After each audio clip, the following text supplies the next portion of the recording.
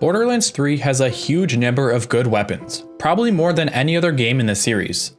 It's due to this large amount of useful weapons that the bad weapons in the game are even more noticeable, despite being harder to find.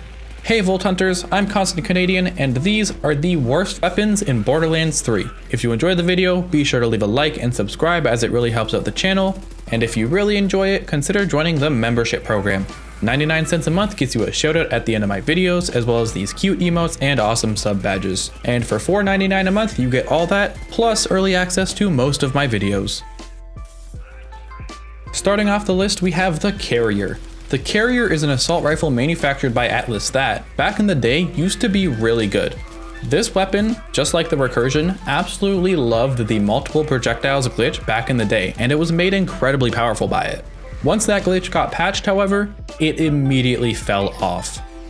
This thing's base damage is laughable, and its fire rate is on par for most Atlas assault rifles.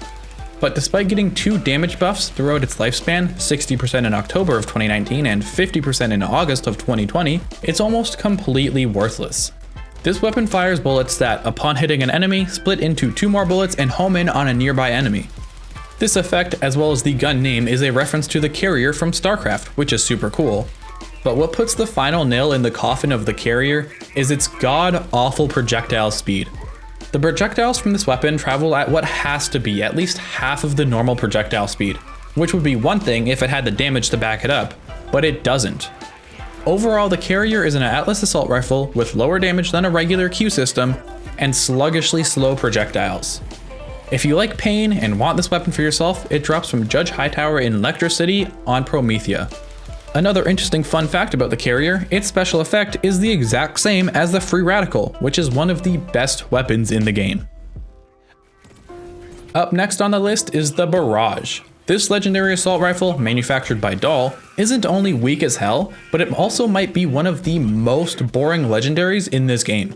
Looking objectively at the stats, we can see that the Barrage has below average damage while having average or above average everything else. Insanely high fire rate, high accuracy and mag size, and a fast reload speed. The cracks really start to show the moment we dig a little bit deeper on the Barrage. For starters, this weapon is locked to either corrosive or radiation, though at least we can get radiation on it and it's not locked to corrosive and shock. When we start to discover the Barrage's special effect though is when this weapon completely falls apart. The Barrage's special effect is that it always spawns with a 3-shot burst. That's it, nothing else. This weapon being locked to 3-shot burst absolutely kills it, since that now means our super high fire rate doesn't mean anything, which leaves the actual damage of this weapon insanely low. Other than the special weapon skin on the Barrage, literally nothing makes this weapon unique. I mean, its damage is a little higher than a non-unique Dahl assault rifle, but those can actually roll with full auto on them. If you want this piece of crap for yourself, it can drop from Butt Munch on the droughts on Pandora. Sniper rifles in Borderlands 3 are really hit or miss. This next weapon on the list is a great example of a miss. The Woodblocker. The Woodblocker is a sniper rifle manufactured by Hyperion that just mashes a bunch of different features together, almost none of which work very well for snipers. For starters, it's burst fire, which has proven time and time to be a bad idea for sniper rifles in this game. As is Hyperion, it also has a weapon shield while aiming down sights. The shield isn't unique to this weapon though, it's just a basic amp shield which stacks 5% damage per hit against the shield for 6 seconds. This effect is at least a decent one for an assault rifle, SMG, or shotgun, but it's incredibly out of place on a sniper rifle with at least a 4.4 times zoom, a weapon that's meant to be used from a distance. This weapon has received 2 buffs in its time, a 100% critical hit damage buff in February of 2020 and a 20% weapon damage buff in October of 2021. Despite those buffs, the Woodblocker is still the lowest damage legendary sniper rifle in the game, and the 3rd lowest unique sniper rifle in the game. This weapon would need a huge buff to actually be a decent weapon for endgame. It's a pretty bad sign that the ASMD has more single shot damage than this weapon. Just like the named enemy who drops it, Indo Tyrant, the Woodblocker is just completely unremarkable. Coming up next on the list is the Long Musket. The Long Musket is an SMG manufactured by Tedior. This gun's entire existence is based off of a joke item developed by the real-life Boring Company, owned by Elon Musk. This weapon is the flamethrower we all dreamed of when playing through Borderlands 2, which makes it all the worse that this weapon is complete and utter dog crap. The damage on this weapon is absolutely abysmal, the fire rate is awful, and on top of that it consumes 2 ammo per shot to do almost no damage. Now, the Long Musket does start off with pretty crappy range, but after firing for 2 seconds its range can increase to a pretty decent amount. Not that this even matters since its damage is non-existent. But this weapon is a Teedior, so maybe its throw will do some decent damage. Nope, the thrown Teedior explosion will only ever deal a single-digit amount of damage, and even the turret form of this weapon barely tickles enemies. It's not too surprising that this weapon sucks, as despite being around since the launch of the game, it's gotten 0 buffs. In fact, the only change that was ever made to this weapon in the last 5 years was the global Teedior nerf.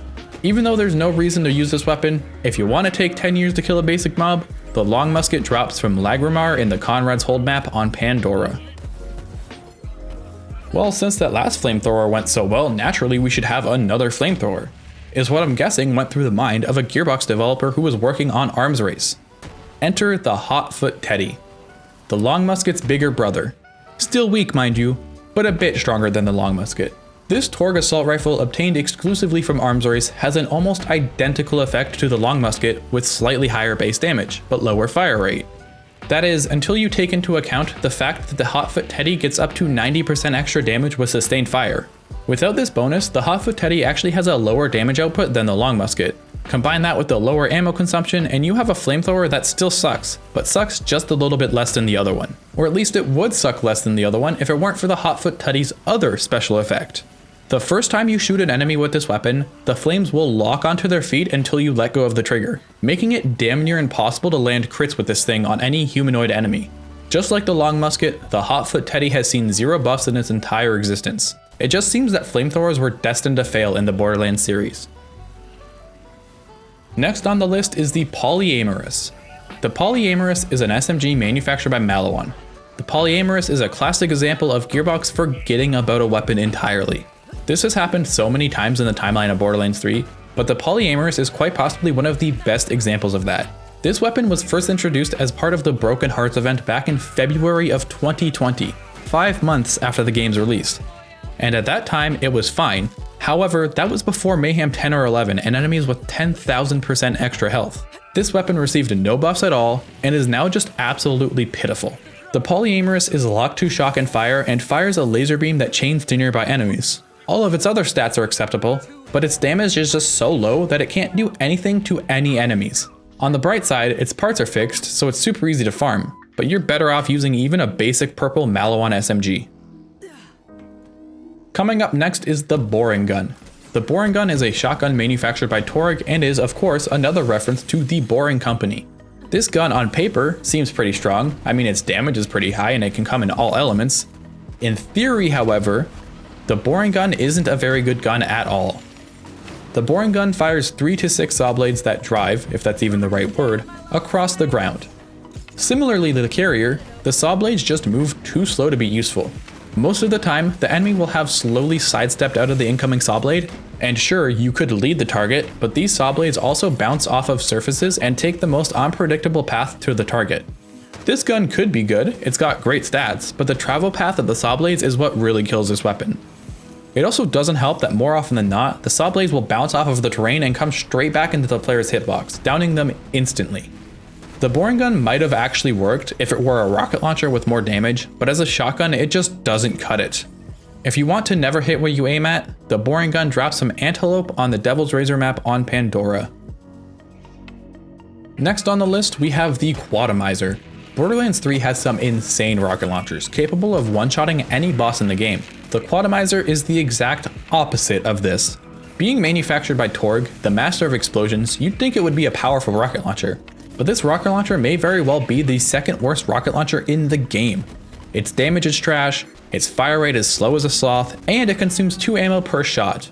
By far the dumbest thing about this weapon is its drop source. This weapon's special effect is that it fires 4 massive projectiles that cycle between radiation, corrosive, and fire.